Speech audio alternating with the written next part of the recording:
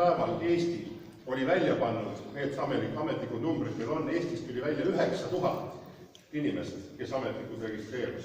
Siis tegelikult meie panus, 500 inimest on tegelikult päris märkilised või suur, et selles mõttes aitäh teile kõigile, 300 kuupmeetrit prügi said koristatud ja ütleme nii koristusest, harvendusraiest, meretee äärde koristust, pinkide värvimine, küpsetati pannkooke, mulle meeldis nagu kaks, mis ma välja tooks, et Rakvere klubi näiteks koristas Portugals.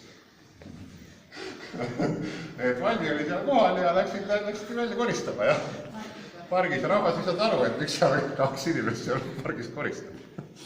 Oli ja teine, mis mulle meeldis, kas Palamuse klubis on keegi siin? Palamuselt ei ole, keegi ei ole. Palamuse klubil oli mure, et samal päeval oli neil see Paulile raam, nemad ei saa koristust, et nemad võtavad seal pealt pannkooke ja teenivad raha. Et kuidas nemad siis ka koristuspäeval saavad osaleda, siis neil teeks väga hea mõte. Kõigepealt me pannkooke pärast koristame enda veel ära. Ja nii nad tegidki, aitasid platsi koristada ja see töötas nagu väga hästi. Nii. Esimene regioon korraldas suureks sordi Tallinna Loopari, osalesid 8 vajadusklubi ja veoklubi Tallinni, 5 Suurbritannia sõdurit kapatud. Nii et tänud, Karm, nii Karm.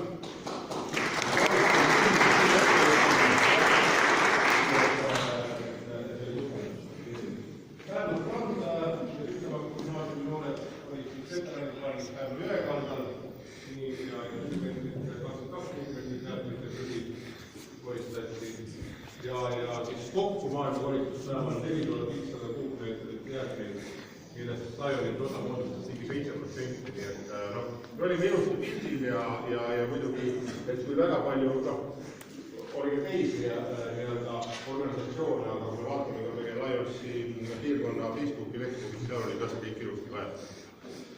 Nii et selline kokkuvõte siis maailma koristuspäevast, et teil on tähelepanu eest ja mina ka. Lähme siis edasi,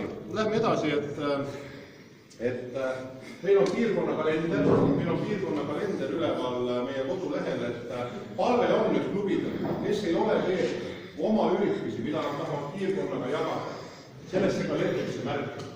Et palun tehke seda siis nüüd võimalikult kiiresti, sest olgem ausad, klubid, kes aktiivselt vaatavad kodulehte, kui nemad ei näe selles kalendris,